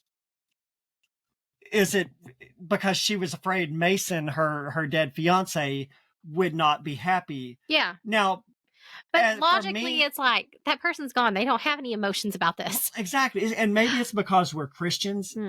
But for me, if I was married or fixing to be married and died, I would want my wife to go on. I would not want her to be a nun for the rest of her life. No, I have told Cody, if something happens to me and you outlive me, and especially if our children are still young, please find someone who loves them and loves you and get them a mother in their life. Yes. Because children need a mother and a father. Yeah. And I don't want him to be alone and lonely. I love you too much to want you to be miserable for the rest of your life. Would you struggle in that way if you were in that situation? I mean, I'm sure there would be some struggle with feeling disloyal, maybe. Yeah. But at some point, I think you have to choose to move forward. And I feel like this character stayed stuck longer than I wanted to. Yeah. And again, sometimes you have to choose to get out of the rut. Yeah. I'm not saying don't take time to grieve. Right. It's healthy to grieve. Sure. But at some point, you have to start living again. Yeah. And I think this is that's the whole crux of what this book is about. Is she had to leave everything she knew and go somewhere completely different to learn to live again. Yes. Maybe it was just easier for her to approach it because there weren't all those reminders. Yes. And so I thought, I think that's really what this book was about, was her learning to live and to love and to let people in again. Starting over. Yeah. Because she was very resistant. Because we even learned throughout the course of the book, that it has hindered relationships with her mother. Even her mother had, and her were struggling to communicate, and she and Andy were struggling to communicate. So it's like she had just kind of closed herself off. And that's something I don't really identify with because I was raised in a very strong family unit. So when you're in a situation where your family unit has broken down to the point that it's so dysfunctional, I can kind of understand a little bit why someone like Lauren would be hands, keeping everyone at an arm's distance. Yeah. It's just that it's hard for me to identify with that because we've always had a very strong family unit. Right, so I've never had to deal with that. But you've always had that support. Yeah, absolutely. So, I mean, I think it's understandable. But she just stayed there longer than I wanted her to. Yeah. Because it was I could see how happy Like, I can see the happiness on the horizon. Just grab it. Just grab it and run for it. Yeah. Yeah. So we have another flashback, and we find out that Penelope and Joseph are in their first little home together, and she's pregnant.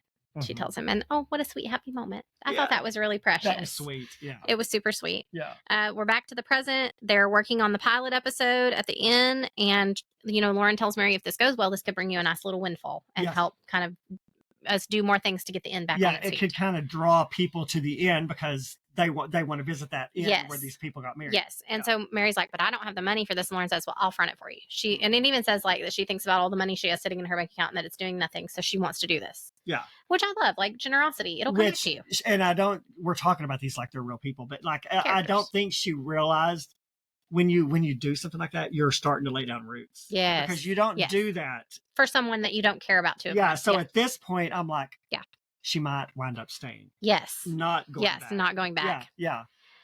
So then we have another flashback. It's 1960. Philip's getting fitted for a tuxedo for his wedding. And his mom is very dismissive when he tells her that he doesn't want to do this and he doesn't love Alicia. She's like, you can't still be, hung up on that girl. Yeah. That little girl from Kill Devil is the name. And he didn't know where she lived before that. And so that gives him the little bit and he's gone. Yeah, he's like, how do you know where she's from? I don't even know where she's from. Well, that's when you find out Mom's been intercepting the letters. Yeah. And so they have known all the time. Well, she let the cat out of the bag inadvertently. So then this is where we kind of start to really put pieces together. We back to the present, and Melinda and Lauren are visiting. Melinda's Brody's mom. They're visiting, and she tells Lauren the story of the bracelet and that it originally was Philip's. Yes. That we have been seeing in the flashbacks, who was her father-in-law. You're starting to get the connection. Yes. And so she says he gave it to Melinda and told her that he intended to give it to his wife, but never had the chance. And so I'm like, wait, he was going to give it to Alicia? Yeah. Or he was going to give it, we're confused. It still didn't make sense. Yeah. So we find out that his wife Alicia had left by then, and he said that the sea glass had brought him nothing but bad luck. And he wanted Melinda to give it to someone else who was full of life, because then the luck that had missed him would find the right person. Yeah. And so by that time, she would have given it to Stephanie, but Stephanie had already left for college. And so then Mary tells her that she needs a gift for her new employee. And she said immediately, Melinda says that she had a feeling that it was for Lauren. And so she gave it to Mary, and that's how she got it. Which, when I read that, I almost felt like that was a little bit weird at first, because this is she doesn't know this person at all. It's a family heirloom. Yeah. So why would you give a family heirloom to a complete stranger? So that didn't really make sense. I'm like, and you live in a coastal community where you probably have. She probably could have picked one up from any little vendor. Exactly. Yeah. So like, why give away that? I agree. Didn't really click. It was kind of like, Yeah. So, Lauren then calls and visits with her mom, and she can tell her mom's holding something back. Like, and even in a prior conversation, she could tell her mom was like not telling her something. And so finally she's like, Mom, would you just tell me like what's going on? And her mom tells her that like this bombshell, she just figured out she was adopted. And she's like, huh. And all that she knows is that she was adopted in Tennessee. And this is the point where I was like, okay, this is when I made the connection that Stephanie and Lauren look way alike. Yeah, and their families are from Tennessee. Like, I didn't know for sure. Yes. But I started having suspicions, but I still didn't know exactly how it was going to go. How it was going to work out. Yeah. So that night they have Brody's birthday party, and Joe's supposed to be there, Mary's friend, but Joe doesn't show up. And so they're like, this is not normal for him. Brody finally goes check on him, finds him. He's had a heart attack. Yeah. And so they all leave. They're dodging TV producers along the way. Yeah. They all leave and go to the hospital to see Joe. So then we have another flashback. Oh, wait, they go to see Joe, but when they walk in, okay, she's wearing the bracelet, Lauren is. Yes. And Joe says to her, Grace, where did you get that bracelet? And Lauren's like baffled because Grace is her mother's name, but she's never met this man in her life. Yeah. Okay. Yeah. So we're like, I was so confused. Is it the random? Literally, I was sitting there and I'm like, does he have Alzheimer's? Like, what's going on? Is he over medicated? Yeah. So then we flash back immediately to 1960. Philip drove all night to find Penelope in Kill Devil Hills. And so he gets there and asks the shopkeeper about Penelope Harper. And she's like, oh, you mean Penelope Barnes? And he's like, oh, yeah.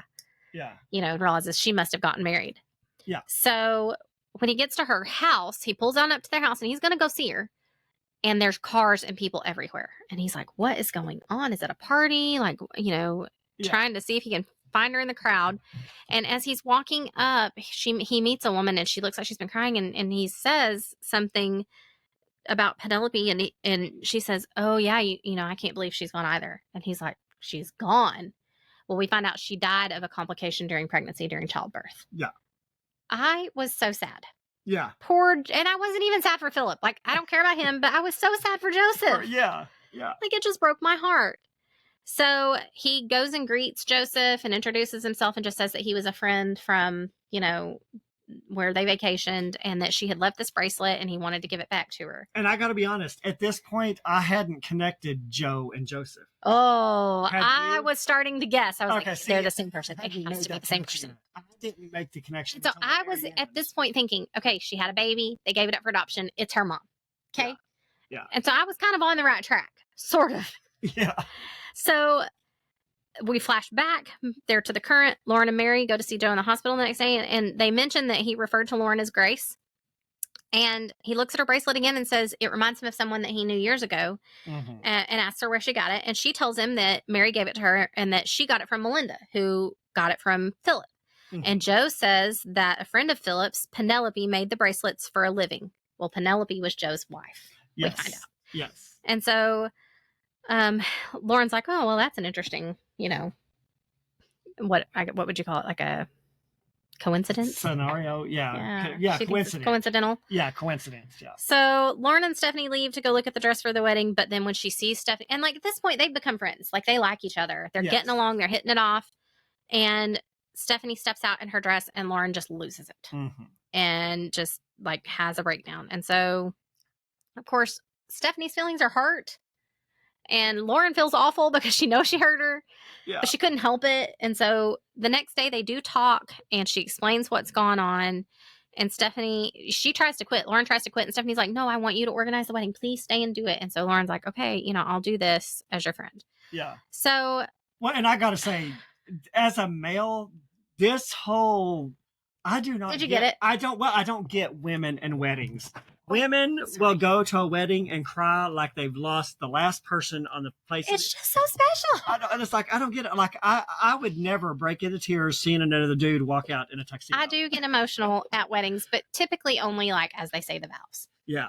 Now, I will say the exceptions. Is it because you remember I think it's just because I'm so happy. No, it's because I'm happy for the people that I love. Okay, so it's just a pure. It's like happy tears. Okay, it's not for like, me. It's not like you're sitting there picturing yourself saying your vows. Oh no. Okay, it's just I'm so happy for you. Our wedding was like this long. Like literally, it was the shortest ceremony in the history of the world. That's the kind of wedding I can go I think to. it lasted like 12 minutes, legit. Like it was super Really? fast. Yeah, it was quick. I wish we could legitimize weddings. Like I hate going to weddings. My dad. I don't know if this is common knowledge, and I maybe should not say it. My dad hates weddings. Does he really? He does not like doing them. He does not like attending them. They go, of course, and like it's not because they don't enjoy like celebrating with people, but it's a lot.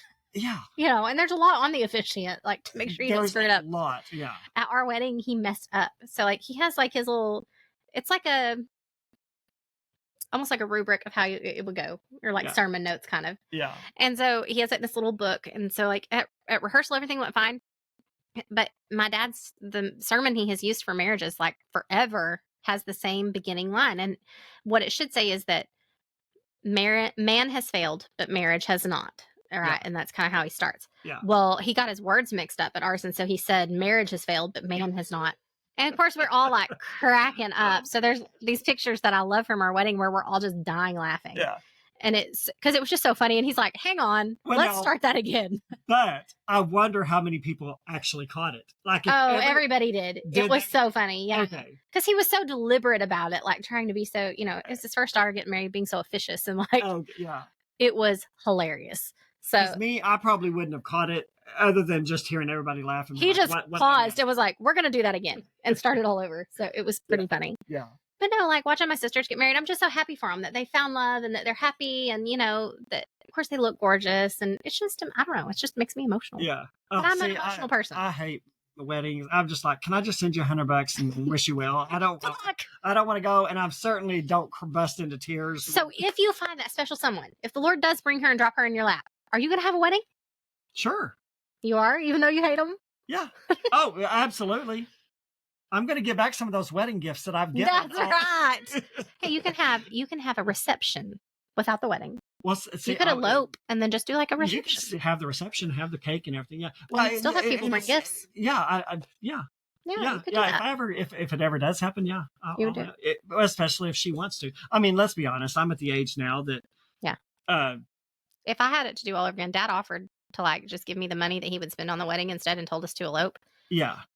I was too dumb to take up Exactly. on that offer then. I think But if I had it to do over, I would do it. it's almost the dream of this big, fantastic wedding, you know. And I think I would be mature enough this time to be like, we don't need all the cartwheels. Yeah. We could just. And you know, we didn't.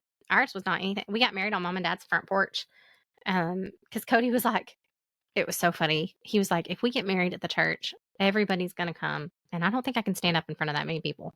Well, there were still that many people there. They just were on Mom and Dad's lawn, you know. But I guess because it was outside and not closed in, he felt it felt less. Yeah. Yeah. You know, less like he was on display. Right. Yeah. And then we just went back to we had just finished the Family Laugh Center like 2 years before, so we had it in there, had our reception in there, and just did cake and punch and nothing fancy. You know, it wasn't like these things today where they serve a whole meal and all the things. Yeah. But it like was 2-hour weddings. No. No. I told my dad, I was like, how long do you want this? And I was like, as quick as humanly possible. Like, Yeah.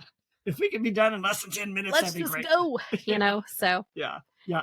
When I read that, Hershey burst into tears when she saw the bride. I was like, yeah, is this a woman thing? I just don't it kind of is. Like, I got emotional seeing my sisters in their dresses, you know, and things like that. But I think it's just because you love that person so much and they just look so beautiful. Like, it's supposed to be the day that you look the most beautiful of your life. Yeah. I guess. I don't know. Yeah. That makes sense. Yeah. So then Lauren and Brody go to pick Joe up at the hospital, and Lauren asks him about his past. Joe tells her that Penelope died before they were able to have children. So you kind of are led to believe at that point that, like, she lost the baby or something. That's kind of what I thought. Like, oh, man, that's really sad. And so when she figures out that he'd survived loss, he asked her how he did it. She asked him that. And he's like, you know, he had to relearn who he was, and that it took a while to figure out who he was. And that was when he started going by Joe instead of Joseph. So that's kind of when it connects. Like, it's the same person. Joe and Joseph are the same. Yeah. Brody takes Lauren to a shop and shows her that he makes like art. Like, he's an artist. Yes. So he does, and I think we kind of skipped this. He's a part-time commercial fisherman. Mm-hmm. So he has the boat and stuff, and he takes people out on, like, he's kind of a jack of all fishing trades. trips. Yeah, and he does, you know, carpentry and things. But what he really does is make these beautiful trunks that are intricately painted on the inside and gorgeous. And he gives her a small one that he made for her to keep her sea glass in. Because at this point, she's found several pieces or bought pieces. Yeah. And so I thought, how sweet. That's just the kind of gift. That's the kind of gift everyone wants. One that a man put some time and effort into, like, paid attention to details. Yes, the best gifts are not always bought with. That's right. That's right. Yeah. So they have the wedding, and it's beautiful. And at the wedding, Stephanie shows Lauren a picture of her parents that she had put on the bouquet, which is kind of a thing. I don't know if you follow, like, current trends, but, like, if you've lost a parent, it's real common. You know, they want to honor that parent. So, like, I've seen people do, like, pictures in a chair, like a picture in a chair that's, you know, set aside, designated for the parent that's lost or the grandparent. Yeah. So another thing I've also seen is something like this, where they take a small photo and either put it like in a locket or on some kind of chain or something, and they include it in their bouquet, their bridal bouquet. Oh. And so that's what Stephanie has done. And she's showing Lauren, and Lauren, like, almost falls over because the woman in the photo is her mother, or looks just like her mother. Yeah.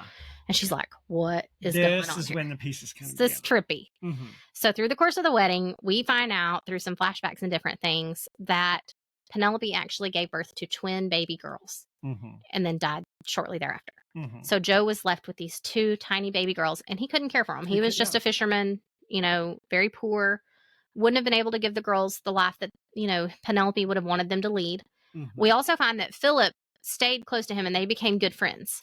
Yes. And that Philip kind of helped him make decisions and figure out what was best. And so that through the course of that, Joe gave both girls up for adoption, and their names were Grace and Anne. So they get to talking with Joe and figure out that, like, Joe is their grandpa. Grace is Stephanie's aunt. And so Stephanie and Lauren are actually first cousins. First cousins. And, like, they're just so happy. And, okay, I thought it was super cute and sweet, but there is no way I find this believable. Not at all. Again, I'm not alone, right? It was not believable at all, but perfect beach read. It was cute. It was sweet. But In no way did I think this was believable. But I don't object to books being Unbelievable. unbelievable. No, that's the because whole point of literature, right? Exactly. To get lost. I have no problem suspending belief That's right. for a good read. Me either. And there's a lot of people that are like, they get so angry because I just can't suspend, reality that much. Well, then you need an imagination. okay, I'm sorry. Exactly. And let's be honest.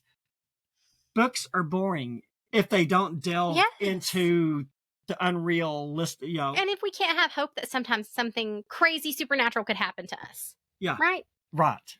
Yeah.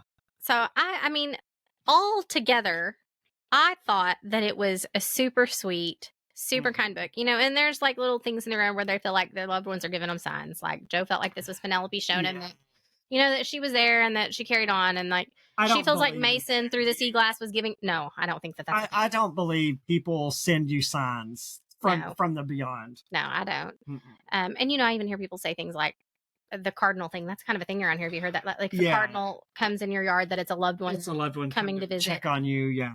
No, I don't believe that, because here's what I think. Based on my biblical beliefs, I think that once we pass, if we are living for the Lord and walking with Christ, then we go to heaven.